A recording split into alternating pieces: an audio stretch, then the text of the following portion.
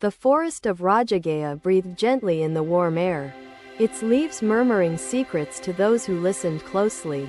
Disciples surrounded the Buddha beneath the sprawling banyan tree, their minds restless despite the serenity enveloping them.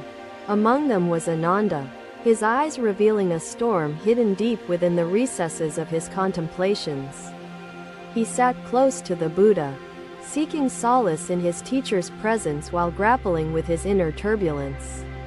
The Buddha raised his gaze, his expression calm but brimming with timeless understanding of human fears and vulnerabilities. "Ananda," he said softly, "why do you flinch when solitude calls? What stirs this unease within your heart?" Ananda hesitated, the question pressing against the walls of his guarded mind, before finding courage to speak. "Master, when I am alone, my thoughts emerge like a whirlwind, overpowering me, consuming me with fears I cannot escape." The Buddha closed his eyes briefly, his silence bearing the weight of 1,000 truths known yet not spoken. "Ananda, the mind in solitude is a mirror, reflecting truths we often fear to face. Tell me, what emerges?" Ananda lowered his gaze, struggling to articulate the shadows he encountered, but feeling safe under his master's gentle patience. "Shame, regret, guilt, even anger, all suppressed within me, yet relentless when the noise of others fades into quiet." The Buddha nodded as if he had already seen this turmoil unfold within countless seekers who approached him for wisdom. "Ananda, these shadows do not torment. They guide, like signposts in the dark." "What do they show you?" Ananda stammered, his words faltering. "Master, they show my errors, my inadequacies. They remind me of wounds I dare not relive, of failings I resist."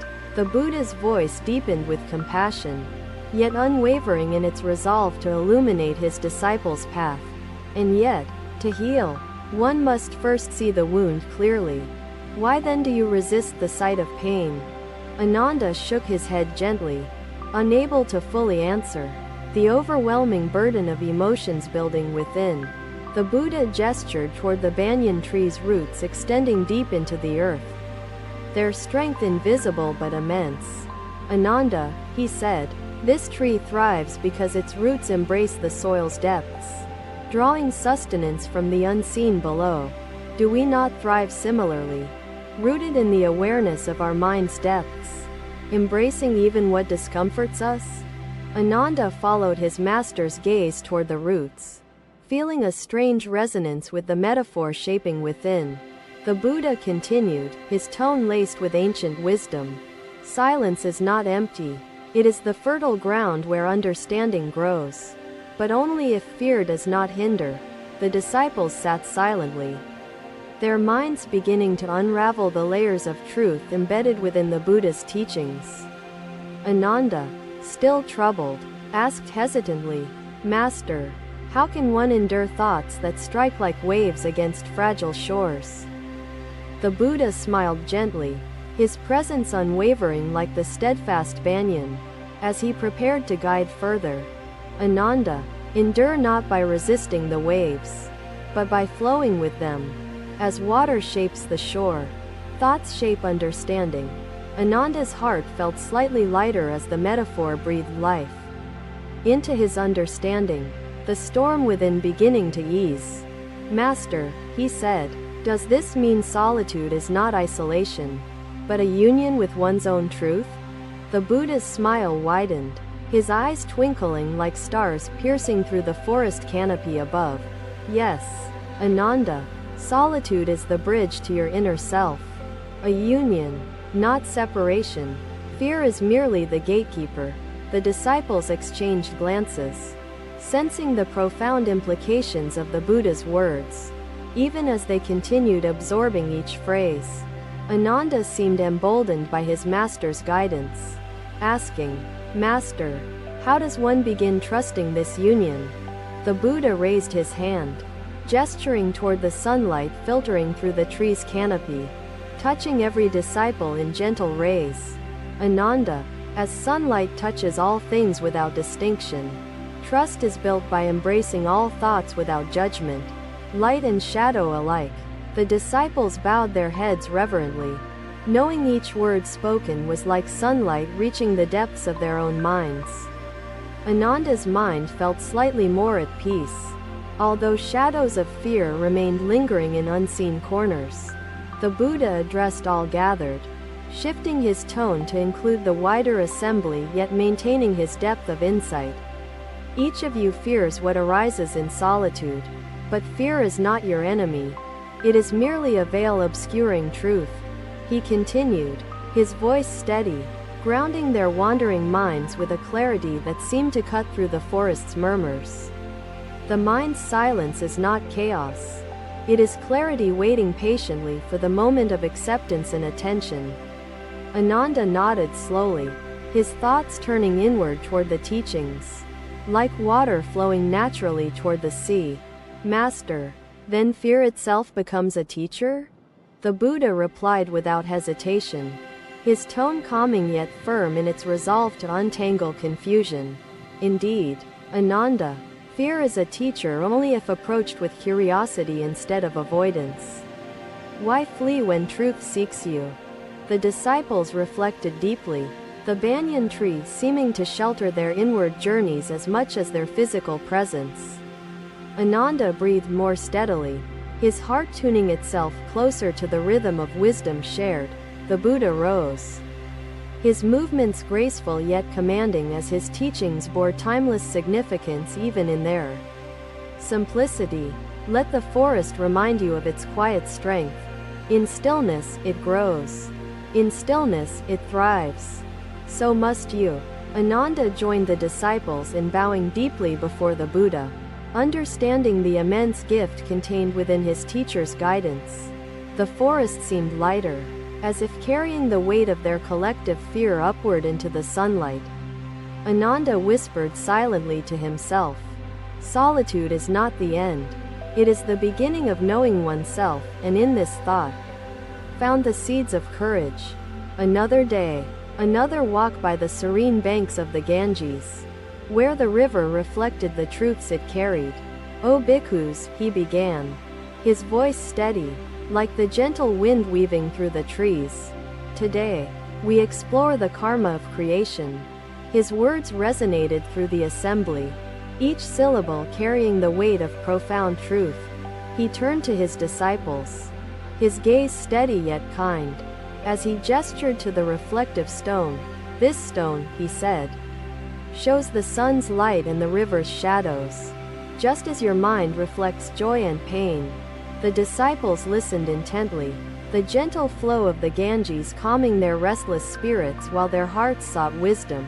An elderly monk named Kassapa stepped forward, his eyes deep with years of silent reflection and unspoken questions. Master, Kassapa said, why does the mind cling to its shadows, fearing their weight, instead of embracing the light? The Buddha's eyes softened as he reached for the stone, turning it slowly in his hand, showing its shifting reflections. Kassapa, he said, the shadows are not separate from the light. They are a part of the truth the mind reveals. The disciples exchanged glances, pondering the implications of the Buddha's words. As silence enveloped their gathering, Kassapa furrowed his brow, searching for understanding but feeling the resistance within his own thoughts. How does one confront shadows without being consumed? Kassapa asked, his voice revealing both vulnerability and determination to learn. The Buddha placed the stone gently on the ground, letting it rest in stillness while its surface absorbed the sunlight. Kassapa, the Buddha said, to confront shadows, one must observe them without fear. As clouds drifting across a moonlit sky, the disciples nodded, sensing the simplicity yet profundity of the metaphor unfolding before them with quiet elegance. The Buddha pointed to the flowing Ganges, its waters carrying fragments of branches, leaves, and reflections of the vast sky above. The river does not resist its burdens. It accepts and flows, allowing all it carries to shape its journey. Kassapa felt the weight of the wisdom settle within him, though his questions persisted, yearning for deeper guidance. "Master," he asked, "how does one accept the mind's burdens without becoming heavy and sinking beneath them?" The Buddha turned to Kassapa, his expression serene, the moment stretching into timeless significance for all who gathered. Acceptance does not mean sinking. It means flowing. To flow, one must let go of the need to control the current. The disciples reflected on the imagery, their own minds envisioning the river's course, its peace despite the weight it carried. Kassapa, too, imagined the river's flow, his heart beginning to soften under the gentle touch of realization. The Buddha continued, his voice resonant yet calm, speaking truths that entered hearts as softly as the river's murmurs. Each thought, whether bright or dark, is a ripple, temporary, fleeting, yet part of the river's infinite expanse. Rahula, a younger monk, stepped forward, his youthful face glowing with curiosity but tinged with the uncertainties of inexperience. "Master, how does one see beyond the ripples to understand the expanse? How does stillness reveal clarity?" The Buddha picked up a handful of water, watching its droplets shimmer before letting them fall into the river's flow. "Rahula," he said, "stillness is found not by stopping the river, but by watching its ripples without attachment or aversion." Rahula bowed deeply, his heart absorbing the significance of his master's teachings even as questions lingered within his mind. "Master," he said, "is reflection itself the key to seeing the truth, no matter the ripples or their form?" The Buddha's smile widened gently, his presence radiating the depth of wisdom accumulated through countless lifetimes of selfless teaching. "Reflection," he replied, "is the act of observing without judgment, like the river observing the sky's image upon its surface." The disciples bowed their heads reverently, the teachings shaping their understanding with quiet precision and compassionate illumination. Kassapa stepped forward again, encouraged by Rahula's boldness to seek further clarity on his own struggles. "Master," Kassapa said, "if reflection reveals truth, how does one embrace the truths that cause pain without retreating into fear?" The Buddha gestured to the sunlight on the water, its warmth touching the surface but also revealing darker depths below. "Kassapa," the Buddha said, "pain is not a hindrance. It is a teacher. Reflection unveils pain so understanding can transform it." The disciples sat in silence, their hearts attuned to the river's murmur and their minds opened by the Buddha's words. "Observe pain not with avoidance but with curiosity," the Buddha said, "as the river observes every object it carries without resistance." Rahula nodded, his thoughts wandering toward moments in his life when pain had taught him lessons he resisted learning. The Buddha walked toward a nearby cluster of stones, his steps deliberate, each movement as harmonious as the river's flow. He knelt and touched the stones gently, letting their cool surfaces meet his palms as silence enveloped the moment. "These stones are shaped by the river's patience," the Buddha said. "So too is the mind shaped by reflection's patience." Kassapa watched intently, his questions melting into quiet understanding as the imagery came alive within his own reflections. The Buddha stood, his presence commanding yet humble, his voice carrying the essence of wisdom born from eternal compassion. "The mind mirrors the stones," he said. "Both endure their burdens. Both find clarity in acceptance of what flows to them." Rahula turned toward the river, his gaze steady, feeling his own thoughts take the shape of ripples merging into stillness. Kassapa whispered silently to himself, "Reflection unveils pain not to harm but to guide. Acceptance is not defeat, it is growth." The Buddha spoke once more, his voice filling the forest with a resonance that seemed to touch the heart of existence itself.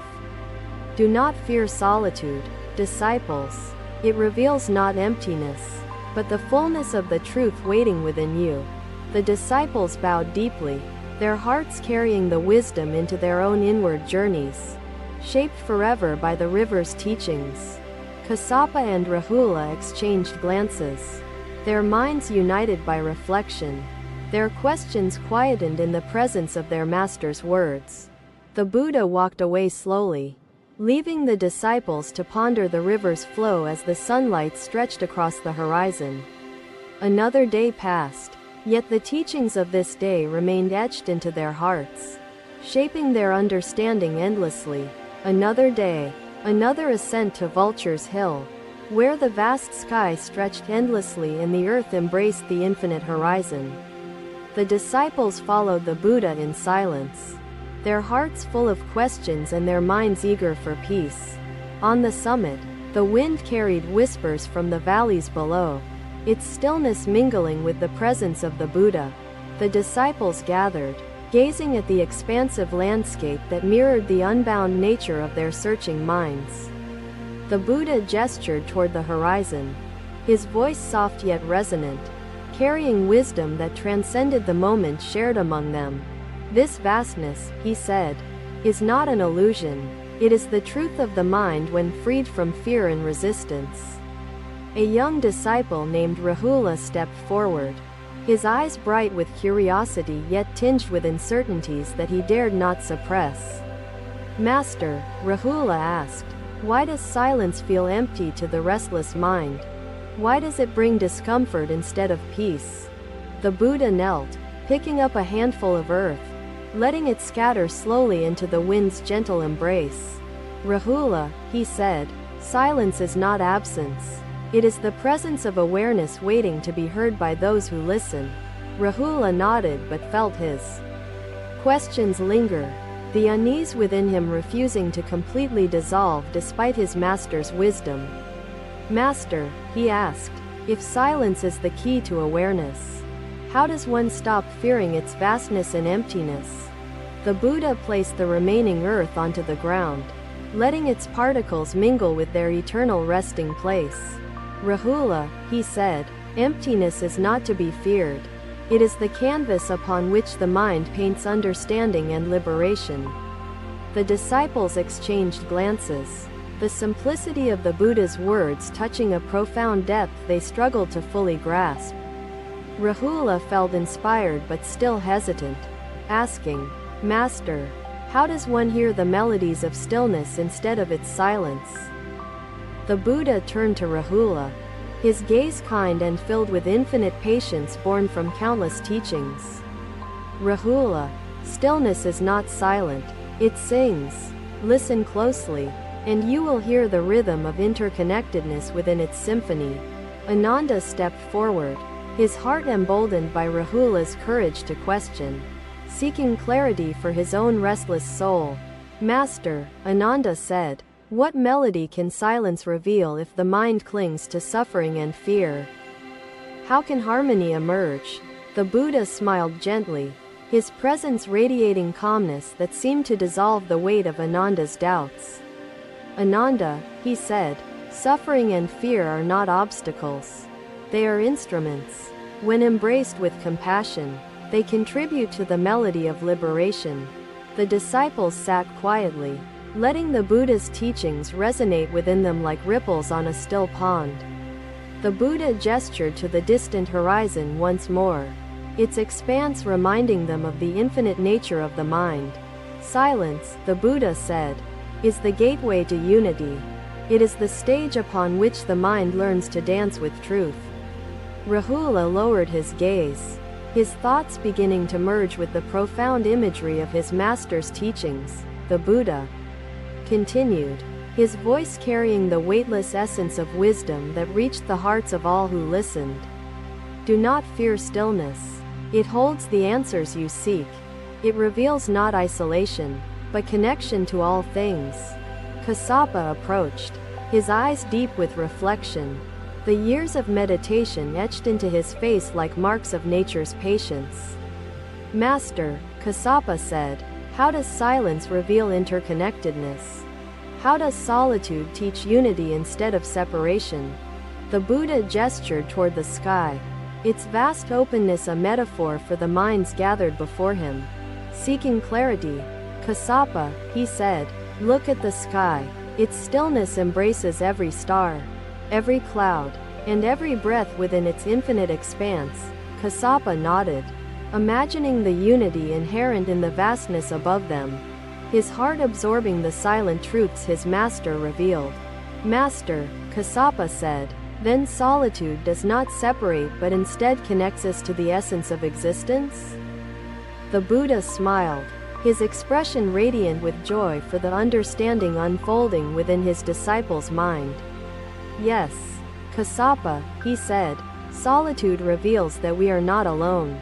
Our thoughts, fears, and truths are part of the universal symphony. Ananda placed his hand on his heart, the weight he once carried feeling slightly lighter under the influence of his master's words. Master, Ananda said, how does one trust this symphony and let go of the need to control the melody? The Buddha placed his hand gently on the ground, feeling its texture, connecting his presence to the earth beneath. Ananda, he said, trust arises from letting go. The symphony does not need control. It needs listening, accepting, and flowing. The disciples bowed deeply, their reverence for the Buddha growing immeasurably as they carried his teachings into their reflections. Rahula whispered silently to himself. Harmony arises from silence, and silence is the sound of truth waiting to be heard. The Buddha rose slowly, his movements graceful and grounded, embodying the presence of a being connected to all things. Do not fear what arises within, he said.